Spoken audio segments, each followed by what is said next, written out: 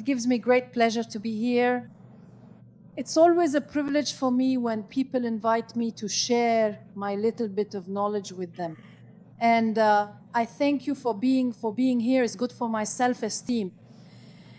And I didn't choose self-esteem just on a whim, but a few years ago when my children started going to school, there were a few of us parents who took courses on self-esteem and on how to raise our children, how to love them, etc. And when we arrived at these classes, the people teaching the course would ask us what we're coming to ask you now, and they would say, you know, the people who really need this intervention this afternoon aren't here. If you're already convinced, it's going to be way too easy for us. And that's a challenge we have in Quebec when we talk about soil health, when we talk about soil conservation. Well, when on the 25th of February we have this, and we come here and realize that the wheat is already 10, 15 centimeters tall, it's two completely different stories. And yet, it's the same concern. We also want to work on soil health.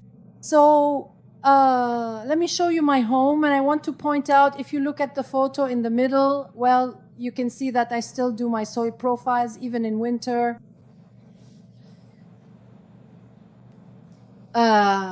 So this afternoon I wanted to talk to you about our first time.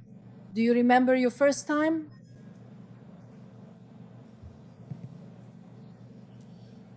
There's someone up front telling me he really wants us to clarify what we mean. I assume he's sitting next to his wife.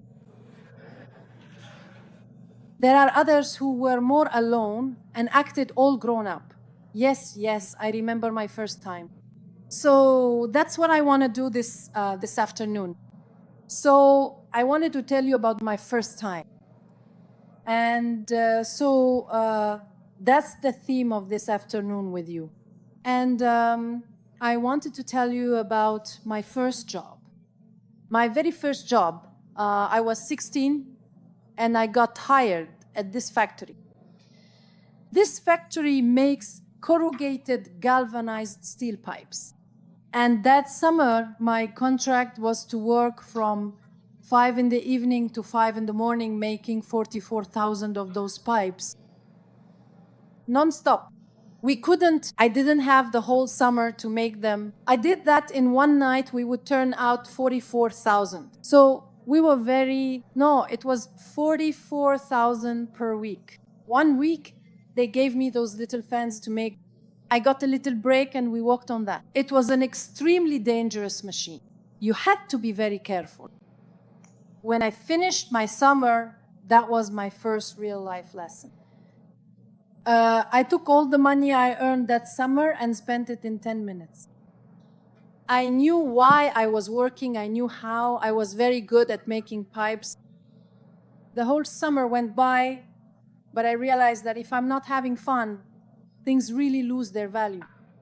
And my mother was really discouraged to see how quickly I could spend money. That was my first lesson about work. My first professional self-questioning. I have a degree in Quebec. We have an engineering degree. It's like civil or mechanical engineer. Mine is a degree in agricultural engineering. I have a master's in agricultural engineering, and my specialty is building structures. So at the very start of my career, I was the kind of person who walked around with my chin held high, looking at building structures, and I was passionate about it. And eventually, I landed a job at the Ministry of Agriculture. And when I arrived in the morning, they had hired me as a structural engineer. But when I started my job, my boss told me, we don't need any structural engineers. You know how governments are. But we couldn't hire anyone except a structural engineer, so we hired a structural engineer, but we don't actually need one. And I want you to take care of soil conservation. And within 10 minutes, my first professional challenge, I went from buildings to soil to the issue of erosion. My boss tells me on a Monday morning, we have major problems with water erosion. We need to fix the situation. And on Wednesday, you have a conference to give on the phenomena of water erosion and ways to address them. I am a very old person. At the time, my boss told me that back then, the internet didn't exist. Back then, the internet was called a library. And PowerPoint didn't exist either. They were called transparencies. So in 2 days, I became a specialist in water erosion by running to the library, and we quickly realized that to address the problem of water erosion, to correct this surface phenomenon, we needed to cover our soils, and we started doing all sorts of projects in reduced tillage. These residues, I call them my armor to protect the soil against erosion, and we started working in different situations. We practiced reduced tillage, we had the machinery, we didn't have any technical problems, and we started making all sorts of mistakes, all sorts of observations. Sometimes it worked, sometimes it didn't. That's where we are now. And that's when I had my first real encounter with earthworm. Have you ever met your earthworms? Have you given them names? And we also know today that for each annual cycle I observe, there are between 25 and 30 endogeic and epigeic worms. So 12 burrows per square meter. How many annual cycles does that make per hectare?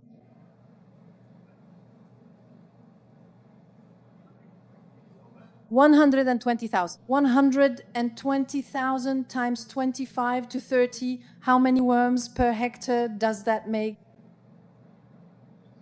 That brings me to nearly 3 to 4 million earthworms in a field like this. And that has become an indicator that something is going well in our fields. Now, when you see a burrow, when you push back the residue, you can see the hole where the earthworm has settled. How long does an earthworm tunnel last? Anistic worms dig vertical tunnels that go all the way down to the water table or to the bedrock, whichever comes first, and they will live in that tunnel for their entire life.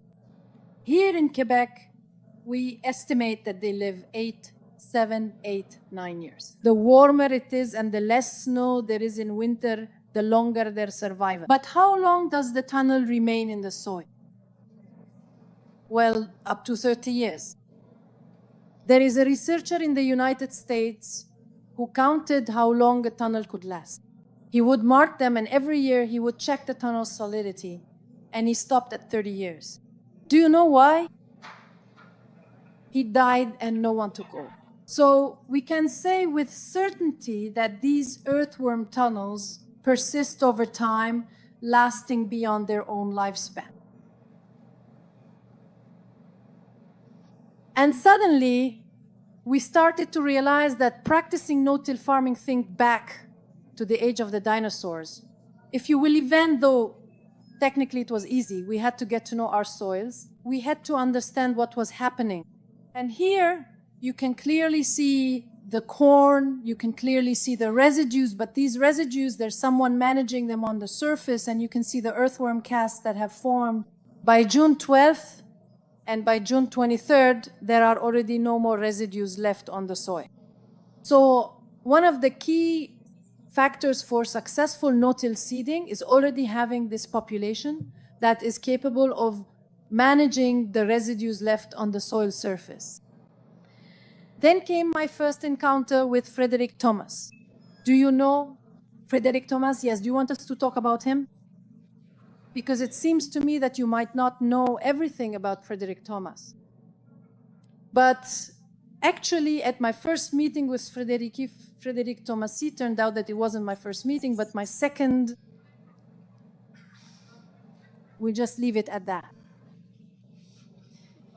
But with Frederick Thomas, as you know, we developed a bond, a friendship, all of it centered around earthworms. And that's also when I had my first encounter with the soil. Which one would you choose for planting, for sowing, for farming?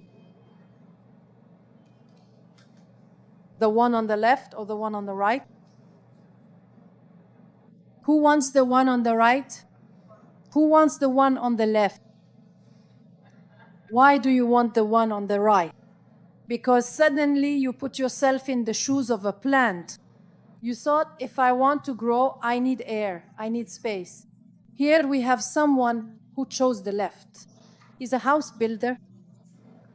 Sorry.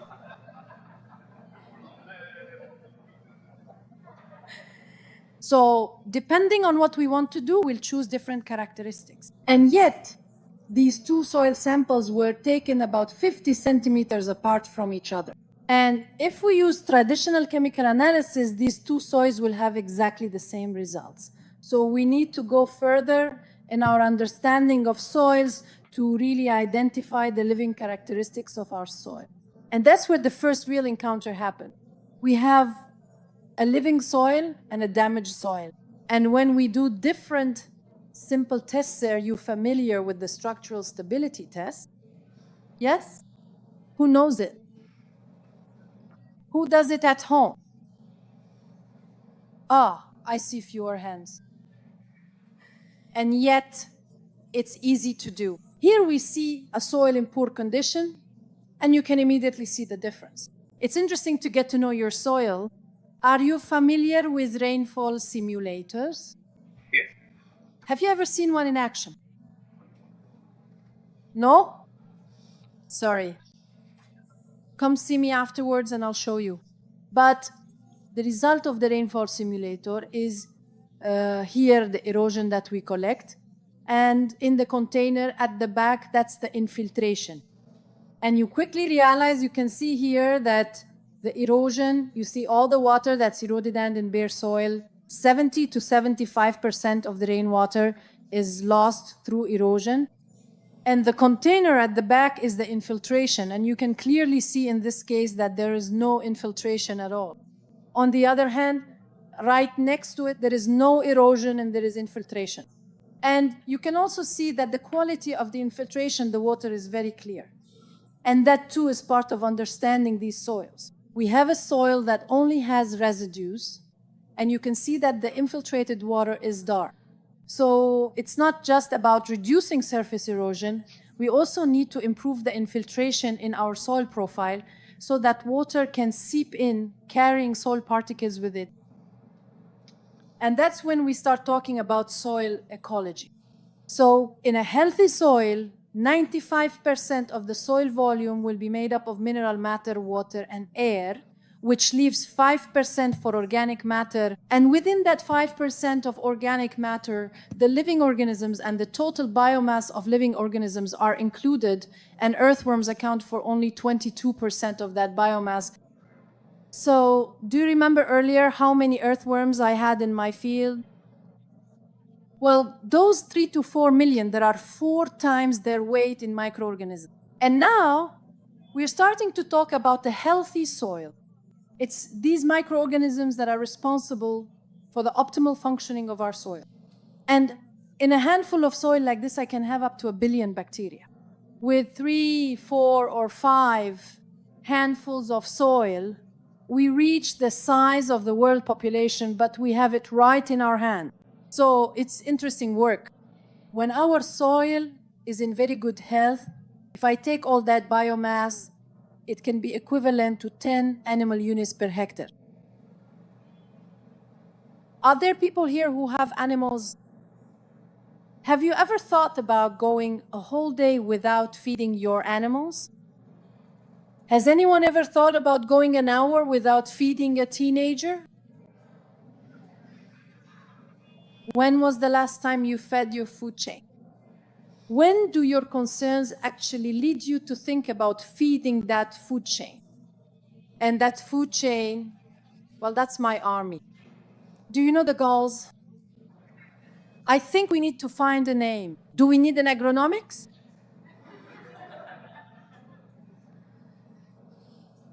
When we start thinking about soil health, and that's the big challenge we have in agriculture. Right now, we're moving from one situation to another. Soils in excellent health are like saying that tomorrow morning we want to run a marathon. How many of us could run a marathon tomorrow?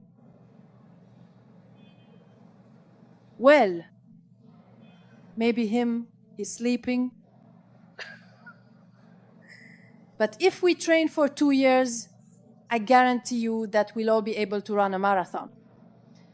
We won't all reach the finish line at the same time. We don't all have the same athletic potential, but we're all capable of running a marathon. And it's exactly the same when we talk about soil. All our soils are capable of being extremely healthy. It's about putting the right strategies in place, taking the right amount of time, being patient, and we will improve and things will only keep getting better. And that's when I first encountered cover crops. And that's when we start to complete our full cycle. We protected the soil, and with roots that allow for year-round continuity of life in the soil, we've developed systems that are quite interesting. The first cover crops that we started working with were the famous radishes. For us, it's the tillage radish. Here you came up with a very French name for it, structurator. Now, you call it Chinese, but it was an extraordinary plant, and then it gave us the impression, because it was so robust, that it would be able to break up our compacted soils. We went further. We realized we needed to go in a different direction, that we needed to use mixtures. But now we need to go even further than mixtures. At least in my opinion, we need to reinvent the architecture of our agriculture. We need to think differently. We shouldn't just keep doing the same thing. We need to mix things up. Here's an example of why we do things. A farmer who wanted to have good biomass in his cover crops.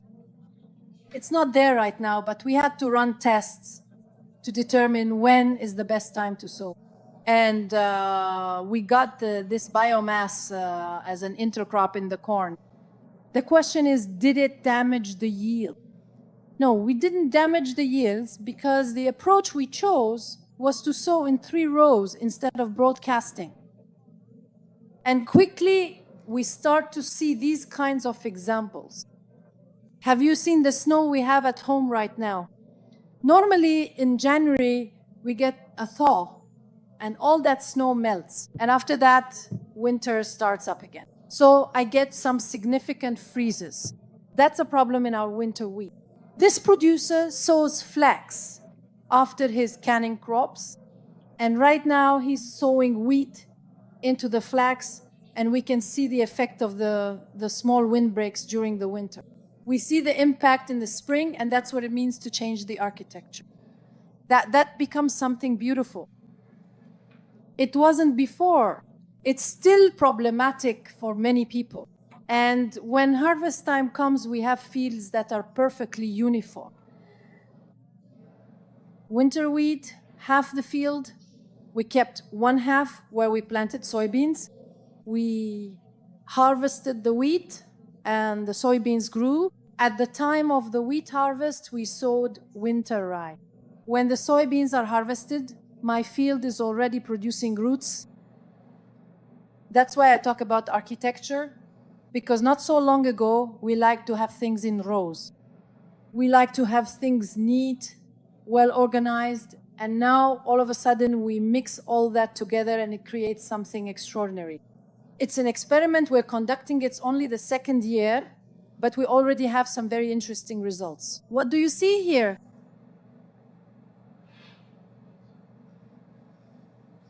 Corn? You know corn, right? And here, this producer sows 2 rows out of 3. So the spacing between 2 rows is 75 centimeters.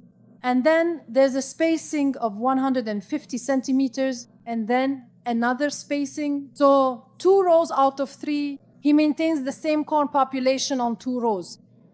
He keeps the same yield, but by doing it this way, it allows him. You can see a slightly more aerial photo. There's a portion of his field that's being tested and a portion that's conventional. But what this allows is that where there are 150 centimeters, the growth of my cover crops is much more significant. The corn grows much better where there are 150 centimeters than where there are only 75 centimeters. and I don't have any loss in cornea. So you might ask me, why would we do this? The architecture is nice and the photos are beautiful. The crop that benefits the most from this practice is the soybean that follows the corn, because soybeans, when planted after a very large biomass, gain a lot of advantages. And here again, we've just changed our perspective. We're no longer dealing with a parallel and constant technology. We're in something that's completely different. This soil, when I started working with this producer, was as yellow as the base of this soil here. And within 8 years, we managed to change the profile. I just wanted to share with you the 3 fundamentals of soil health. If you're going to take notes, I think these are the 3 fundamentals. The first fundamental is to always keep the soil covered and fed. The second is the third is, if you remember this, when things go wrong, when your neighbors give you a strange little smirk, remember the 3 fundamentals of soil health. We need residues on the surface and throughout the soil profile.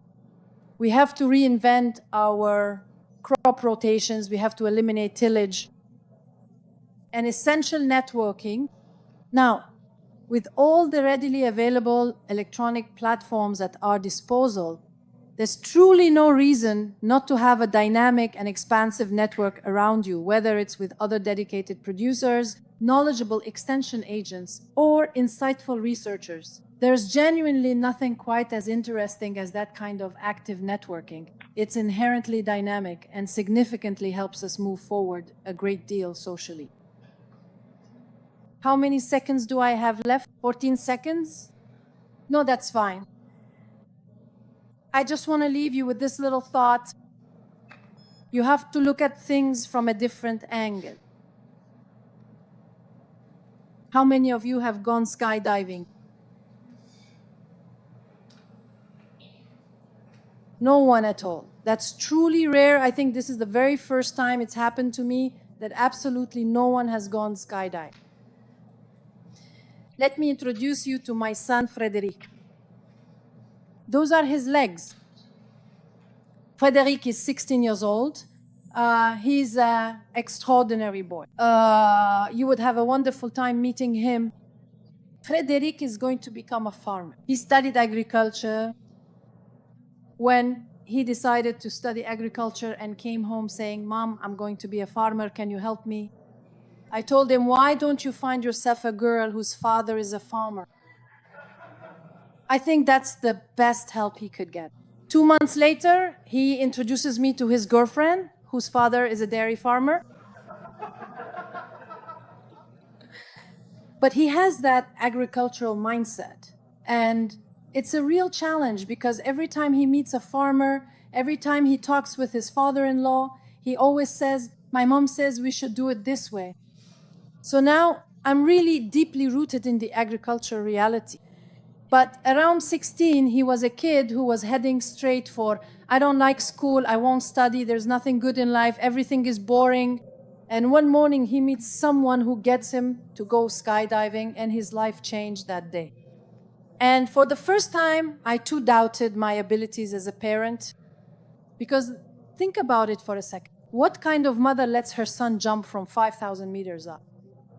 I had to sign the paper, after all. I was really afraid that Child Protective Services would show up at our house and take away my 4 kids. And ever since then, he jumped. And he still jumps. He has over 1,000 jumps to his name now. And these days, he jumps tandem with people, and he brings me these photos. And when I saw this photo, I thought, wow, when do we actually take a step back from what we're doing? When do we take the time to go skydiving and really see the impact we have on our planet? And that's why I wish for all of you to go skydiving, and drone photos don't count. Do you know about the fear of missing out? The fear of missing something. It's something that it's a relatively new phenomenon, and it's entirely connected to our cell phones. This need to be aware of everything instantly. Instantly, now when we go on vacation, there are places where you actually pay for them to take away your cell phone. We can't even go without it ourselves anymore. And this fear of missing out is very real. We see it here. And it's not that these people are extraordinary. We need this technology. But often they sell us hope, they sell us dreams, they sell us all kinds of things that promise us better results. Whereas to get through it, well, for me, you have to know, you have to learn, you have to understand, and you have to trust. You have to trust yourself.